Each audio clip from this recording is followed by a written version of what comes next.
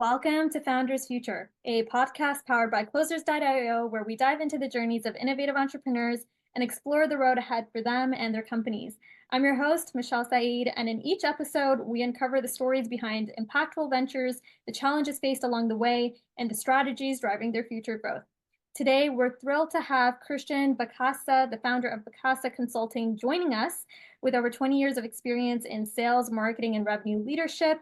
His consultancy is all about driving sustainable revenue growth for startups and established companies through go-to-market strategies, sales enablement, and revenue planning. We'll explore his founding story, how Bacasa Consulting is reshaping revenue growth for businesses, and his vision for scaling this expertise-driven venture. So let's dive in. With that being said, Christian, welcome to Founders Future. Hey, thanks for having me, Michelle. It's great to be on the show. Appreciate it. Yeah, we're absolutely thrilled to have you on here. Let's kick things off for our listeners. Take us back to the beginning. What specific problem within the revenue or the sales landscape, perhaps around scaling growth for startups or like inefficiencies even in established firms, inspired you to start Bacasa Consulting? Yeah, the start actually originated out of a necessity. I had some health issues. I was a cancer survivor, and that really drove my impetus. And when I saw that opportunity of, per se, risk in my life, it opened up the opportunity for me to see in the businesses and really recognize that a lot of these businesses have their own problems. Mm. And someone like me, with the history and background that I had, saw the opportunity for improvement. And the big improvements that I see are typical of most businesses, and that's no pun intended, but they're cancerous internally. Internally, they do the same things over and over again. They have a difficulty in bringing in new talent, new perspective, new vision, and really identifying what are the ideal consumers that I'm going after, and then what are the various sales channels that I can go after, and then how does that fall into my go-to-market strategy? So that was a big impetus in making change. Love that. And like you said it best, like really breaking through some of those notions, like those barriers that a lot of companies and organizations have, and like it being one way. Let's get into the nuts and bolts for our listeners and even potential clients that are tuning in and want to find out more about what you offer. Walk us through how Bacasa Consulting generates revenue today. What's your core offer? Revenue growth planning, sales enablement.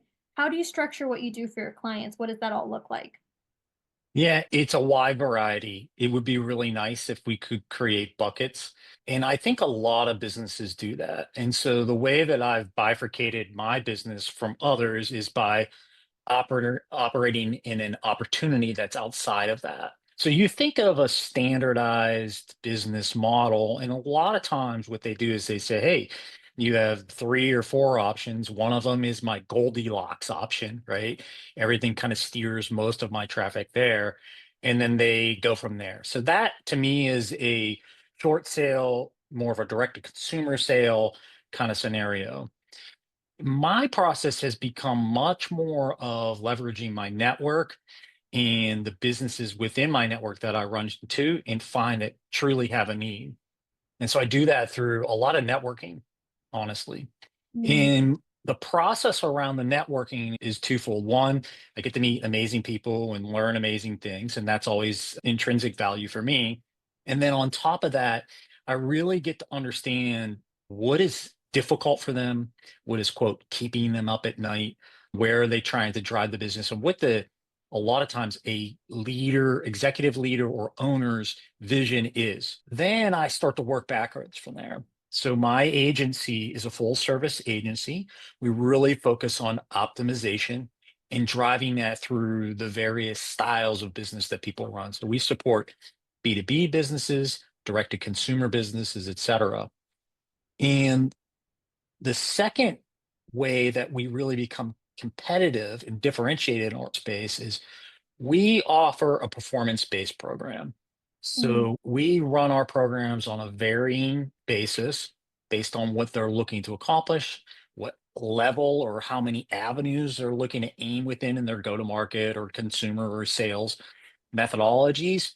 We then advise in those areas, and we split that up in two ways. And we say, look, depending on your budget, will accept a stipend of some sort on the front end, and how high or low that is depends on what level of performance objective we have on the back end. And that performance is typically related to what we call net revenue. So minus any discounting, expenses, et cetera, et cetera. Okay, got it. No, seems like there's like an umbrella, and I know we were like talking a little bit about that earlier, but really great to see that you are serving both the B2C and the B2B markets and really just offering sort of that versatility. I love that your background is deeply rooted in revenue leadership. How did that shape your decision to launch your own consulting firm? What was like that aha moment for you? Yeah, great question. I started in sales and was always a sales guy per se, right? In some tuxedos as a kid. And I moved into enterprise sales, et cetera, from technology, outdoor goods. I did some direct to consumer, and I always worked in this sales methodology. And then I started to work more and more into the marketing side of the business. And I really started to see and understand that if there is an alignment there, that the revenue and the operation side gets put in this position of creating that relationship. And that's so critical to the business. And then I started to recognize they're one and the same. So they should have the same and similar goals. And how do we accomplish that? So that's nuts and bolts what I do is I really work with sales, marketing, operations from a leadership standpoint, and we go, okay, let's get to the end goal of the business. And it can be different from business to business. It can be pure revenue, it can be sustainability, it can be scalability, et Mhm. cetera, et cetera. And then we work backwards from there and we start to gear towards the same goal in really driving those subjects. And that becomes basically our dashboard of here are the KPIs to drive that item or set of items. And then here are the channels and avenues and go to market strategies that we're going to leverage to use that. And again, that's where we fall in differently is we have a very broad scope and we are full service. So we can soup the nuts, really facilitate these businesses in multiple elements to drive their business from production and operations through sales and marketing and even some of the other back end items as well. Great. No, so one-stop shop essentially, best way to put it, and really just the pocket there is like there's no need to look anywhere else because you and your team handle everything on the fulfillment side from end to end. Yeah. Building on And this, part of it, and I'll interrupt real quick because yeah, it's a very boutique service offering. yeah. And we are soup to nuts, but we don't per se position ourselves as a all-in-one soup to nuts provider of everything. But Mhm, we have contacts within our partnership programs, et cetera, that facilitate those areas. So mhm. you're really getting this kind of, like I said, boutique scenario where you get the best of breed from what we've seen in a lot of these spaces that come in and facilitate your business. Great.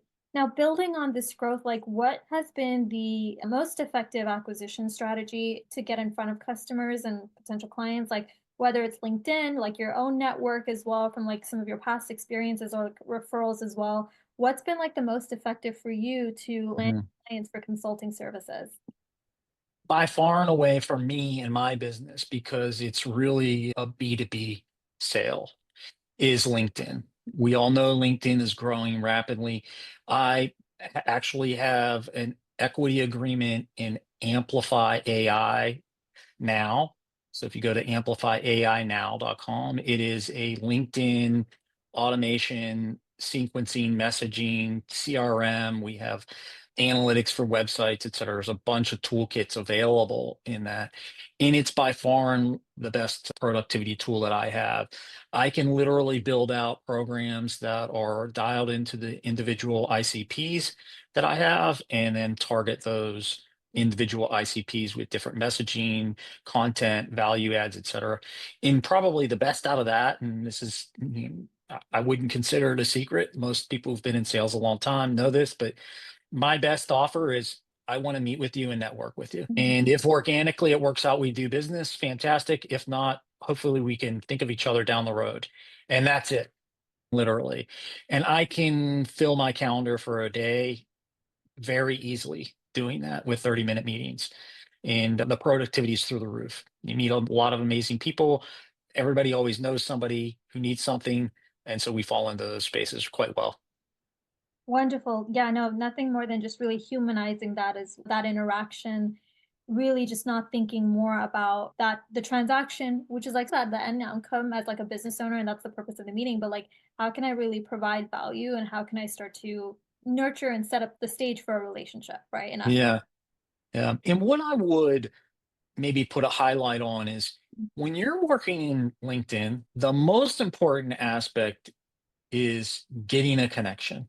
That's number one, because your connections are like cold. You only have so many. yeah. After that, the sooner you can get into any level of an actual conversation and out of the automation, the better. And the reason being is I want to get into a conversation with someone so they can witness, take part in, and see my situational awareness. Mm, My situational awareness as an expert in my space is going to set me apart from my competitors. mhm, And if you're prospecting on LinkedIn right now, that is, in my opinion, the number one thing to think in is how can I get into a conversation that's going to show my situational awareness as mm. a prospector, a sales builder, et cetera. Yeah, no, absolutely. Really, I want to learn more about tying into that the approach to sales more or less because I know you are still building the relationships, but also some of the strategies that have been the most effective in converting some of these relationships. Don't like using the word leads, but these relationships, these initial interactions into long-term clients. Are you doing this on your own or do you have a team that's helping you? And what's been like that thought process as you get into conversations, get into rooms with prospects? Like how does all of that look?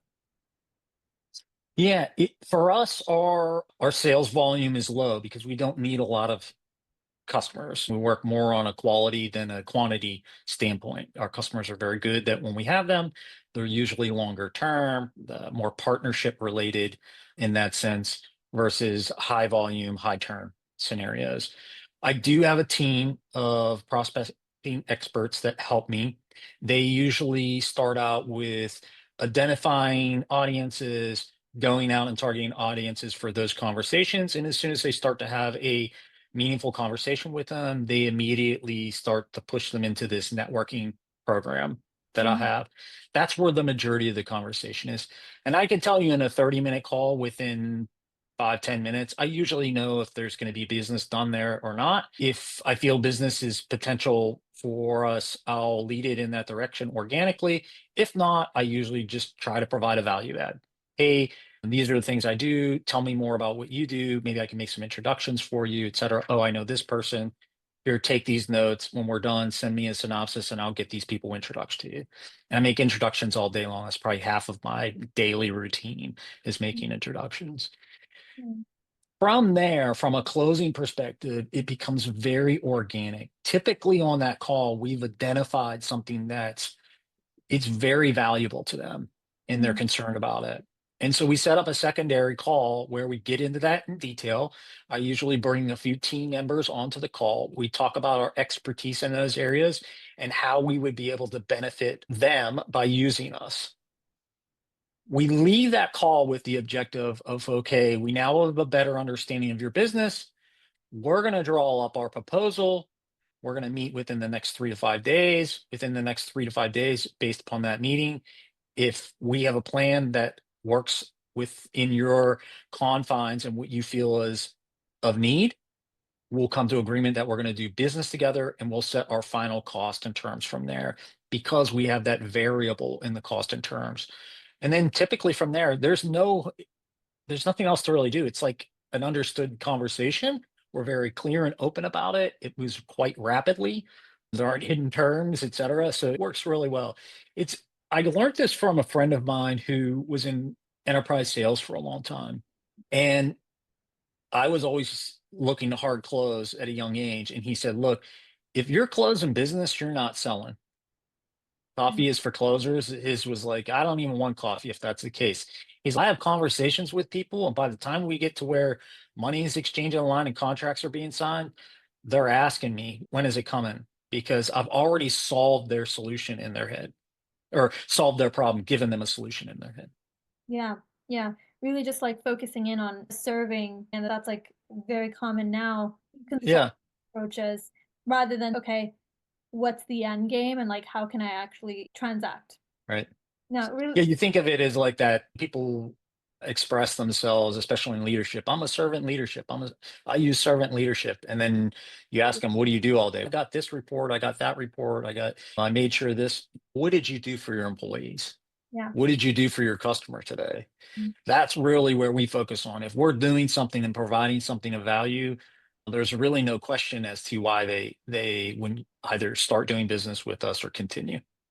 Absolutely. No, I love that you mentioned that in because it's not just external with some of the prospects and some of the conversations you start, but it does start as like a leader, especially someone who is setting up the foundation and the mission for an organization. Mhm. From what it sounds like, you have a great mindset and philosophy about the way in which you do business, essentially, and the growth has been incredible. But if there was like one bottleneck that stood out, like what would it be? Is it attracting the right types of partnerships, improving as well, maybe some of those conversions as someone comes through your process and your pipeline per se, or like scaling? Like, what are you focused on most, solving right now to keep this momentum going? Yeah, and thank you for the compliment. I appreciate that. This is a tough question. The one thing I would say is being an entrepreneur, it's not easy. I've worked within organizations, large scale organizations, and worked for Oracle Corporation for 9 years. The ability to work within organizations like that and outside it's different.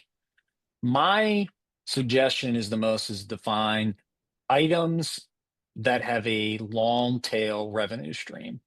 Where I struggled in the start is I started several small businesses that they were one and done sales. You put a lot of work in, you sold it, you got a paycheck, and there was a spike in your revenue, and then there's a fall. And where I've focused in the last few years is building businesses where you do the same amount of sales, you have a similar spike, but you just don't fall from there. You may make a little less, but you always have this continual revenue stream. And that can be really paramount from not only getting your business to thrive, but from a mental aspect. And most people in small, mid-sized businesses, they fail because of the mental aspect. It's that roller coaster ride of ups and downs, and it's brutal, right? I always talked about as a sales leader, the best sales reps are the ones that can really govern that emotion. They don't get super high when they win a deal, and they don't get super low when they lose a deal. Yeah. It's important and being able to ride that roller coaster smoothly and execute on it. Outside of that, it's the same things that I work with my customers. We always look to optimize, we look to remove obstacles for people to buy from us. Mm, That's really it. Any way I can remove an obstacle for the ideal customer profile to come in and make an acquisition is super important. The last thing is in small business, especially in a service business like mine, you are presented with opportunities all the time. And one of the things I'm more proud of is we've been able to build investments into partners and customers that we work with. We work with them on all kinds of scenarios from we'll provide services for an equity agreement and a lower payment, mm. or we built this sales model that I had spoke about with regard to revenue and revenue share and optimization. And it's growth based. So we set a baseline. Here's where you are today. And the growth based on that is where we'll get compensated. So believe very heavily in our product and our services. Yeah, and these are all relatable things. You said it the best. You prefaced it very well for some of our listeners who are looking to follow in your footsteps. And they might not know, hey, I will have to go through some of these challenges. Being comfortable with that unknown and knowing not everything will be continuous. I can see that there's a long way to go. You've gone through it yourself, you're still in the trenches. And with everything you've accomplished so far and the success you've seen, I'd love to hear more about your vision now for the near future, like that runway. As you look ahead, what's top of mind for growing Bacasa Consulting over the next 6 to 12 months? Yeah, great question. We are acquiring customers at a really quite a rapid rate right now. We're at that crossroads where we have to have enough pipeline and enough predictive revenue, highly predictable revenue to make investment in the business and bring on additional support employees. Mm. And that's probably our biggest vision in the next 6 months of how much do we continue to outsource to our partners and how much do we decide to take on the risk and bring internally and adjust in that manner. And there are multiple ways to think about that. We can think about, can we generate more revenue? Can we take on more risk? Do we add skill sets? Do we take skill sets away? So it's a very complex decision-making point, and there has to be planning around it. The good news is we are empowered with the resources right now to continue to do as is and ramp on those. It's more of a discussion of how do we want to build control within our own business and build our own valuation so that we're presented a little bit more from that standpoint. Yeah, absolutely.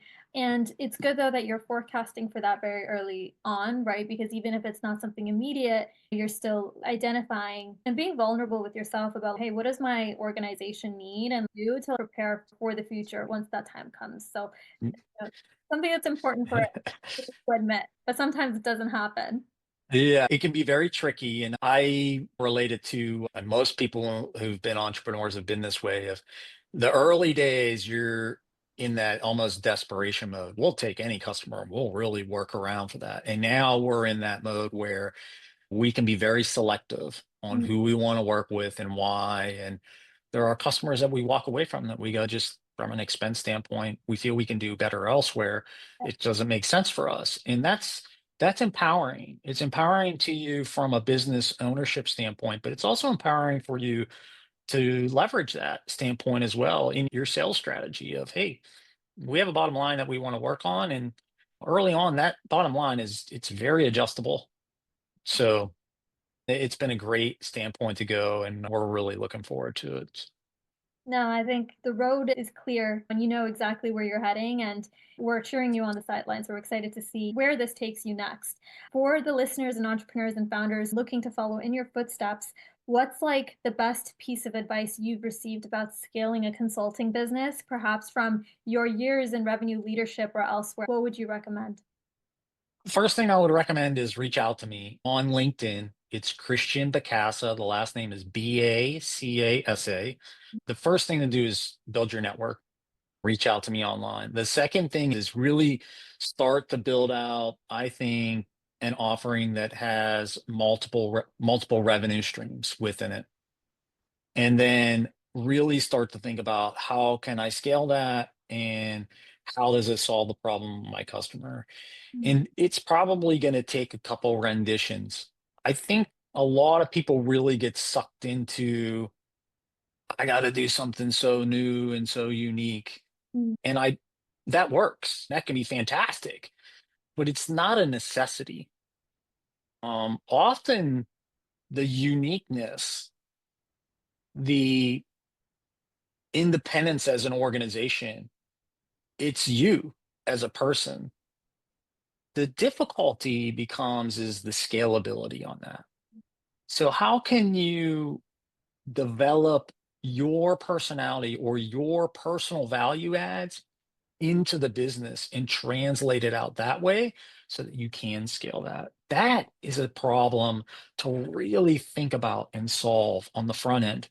And Mm. if you can come to some simple and even partial solves in those areas, you really set yourself up for success. And I wouldn't recommend anything other than get on the phone, email, whatever, start talking to people, as many people as you can, live coffee shops. Mm. You will be absolutely surprised at what your value is. We all Mm. do it. We have self-doubt. And there's nothing like sitting down for a coffee with somebody in a coffee shop and they start telling you about their business and your brain starts going crazy. Oh, I can solve this, I can solve that, I can solve it. And they start asking you questions and you're the expert. That empowerment is beyond building your wellness. I don't even know how to describe it from a mental aspect. It Yeah. empowers you left and right, and you realize I'm so much more valuable than I thought I was. I did that early on. I'm a podcaster, and I Yeah. did podcasting as a side project, and I started doing some podcasting business in the agency. And when I started talking to people, I realized how many of these other people that are in podcasts, they have they have no idea what they're really doing. They're just fumbling through it. Yeah, yeah. And then I would talk to people and feel the same way. And but that person that I was speaking to that was so high valued, they couldn't communicate lower because Mm. they couldn't even bring themselves that low. So it was really interesting to learn things like that and understand what your value really is. Yeah, no, very well said. And there's a lot of self-doubt when it comes to really entrepreneurship or like even shifting away from like that comfort zone, which for a lot of people who are starting their journey, it is like a 9 to 5 routine or just having like that. But I think you've definitely just through your response provided some tangibles. It's like getting out there, really getting in front of as many people as possible. And I'm sure that would resonate very deeply with anyone right now who's maybe thinking, like you said, and is like doubtful and they have a bit of that Yeah. syndrome. Yeah. Yeah. I would say the other one too that's really interesting right now in the work environment is, gosh, 10, 15 years ago, the idea of having a side hustle was like new and cool. Right. Now everybody wants a side hustle. Yeah. So you, as an entrepreneur, in my opinion, win in two ways. So I'll give you some of my personal examples. I've systematized a prospecting and sales role that is for side hustles. The onboarding is very low input on my end. Everything's pre-scheduled. It's like you press a button and they get sent a package and it's done and they're onboarded and they can start selling and there's no overhead other than commissions. It's just done. So I can get people into a sales team and I have a general conversation with them and they're selling for me. And they Mm, either pass or fail. It's up to them. I don't right. have a lot of risk there. The other is the opposite side. If I have a job and I want to fiddle with being an entrepreneur, Mm, it's very inexpensive for me to create a side hustle now. It used to be to create a side hustle, you had to do all these different things. You can go out, get free CRM, you can get free networking tools, you can get free AI this and marketing and your social media now. You can really go down the list. And there's all these other programs you can do affiliate marketing, network marketing. You can do these other programs like I described for commission only. It's just, there's a ton of options. So don't be scared of this and create this massive hairy beast in your mind of being an entrepreneur. It doesn't have to be that way. And frankly, if you're in sales, marketing, and operations, I would say just start a business. It doesn't matter if you make money or you lose a little bit of money. Consider it an education. Exactly. The People lesson. go, yeah, people go Yeah. out and spend thousands and thousands of dollars in education. Or I hear of people, oh, I went through this academic situation. You're like, yeah, but you've never worked a day in your life. You don't really know. Yeah. You've The never the experienced it, all right? So go yeah. find some data to muck around and play with and fiddle with and optimize and analyze and have some conversations and you'll be off to the races. You'll know right away, this is for me or I don't want to do this. I'd rather be working in an office, which is fine and fantastic. Yeah, absolutely. And I like that you mentioned that it doesn't have to be like the whole professional identity, just like, your business full time. You can Mhm. absolutely dabble in it, start small, be comfortable with having it a part of everything that you're doing and taking some of those lessons and even like bringing that into like maybe what you're doing right now, being a worker, being a 9 to 5 person. Yeah. Yeah. And I love that. Yeah. It's beyond just like the profit, it's the impact you bring for yourself, but also for the people that you work with later on. That was really well said. I know our listeners are maybe taking some notes and also now thinking more about, hey, yeah, I didn't really see it that way. And I probably should start to broaden the scope and not be in the sandbox that's projected to us. So that was great. Yeah. Yeah. That wraps up another inspiring episode of Founders Future. Christian, thank you so much for sharing your remarkable journey with us today. Some of these insights that you shared, they, like I said, resonate with the listeners. You gave us some great tangibles just from your experience over 20 years in sales and marketing leadership and really building the organization into a force for sustainable revenue growth. So, to our listeners, if you enjoyed this episode, don't forget to subscribe to Founders Future wherever you listen to your favorite podcasts. You can also find some more resources and insights at closers.io, where we're dedicated to helping businesses accelerate their growth through trained appointment setters and world class sales systems. Until then, keep climbing, and we'll see you all on the next one.